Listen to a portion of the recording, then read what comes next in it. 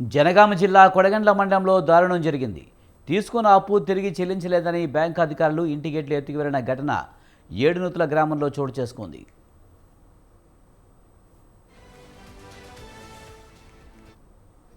ఎందుకు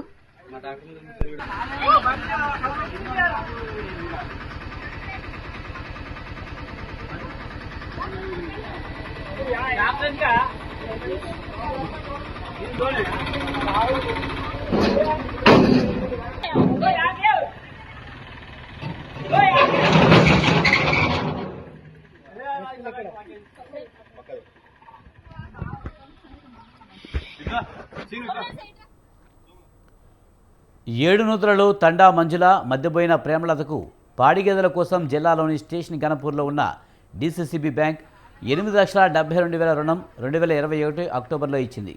ఒక్కో గ్రూపునకు 5 చొప్పున 2 గ్రూపుల్లో మొత్తం 10 మంది తలా ఒక పాడిగేది కొన్నారు. అయితే కొంత అప్పు కట్టిన 2 గ్రూపులు కలిపి మొత్తం 7 లక్షల బాకీ చెల్లించలేదు. వాస్తవానికి 2023లోనే ఈ రుణ వాయిదాలు పూర్తి కావాల్సి ఉంది.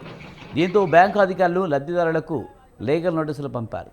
ఎలాంటి స్పందన లేకపోవడంతో బుధవారం లబ్ధిదారుల ఇంటికి బ్యాంకు సిబ్బంది లీగల్ నోటీసులు ఇవ్వడానికి వెళ్లారు. అయితే మరికొన్ని రోజులు అప్పు మొత్తం చెల్లిస్తామన్న వినకుండా బ్యాంకు సిబ్బంది తమ ఇంటి గేట్లు తీసుకువెళ్లారని మధ్యపోయిన ప్రేమలత ఆరోపించారు. వారే తమ గేట్లు తీసుకువెళ్లామని DCCB Kodagantla branch manager Kalyani తెలిపారు. Ya,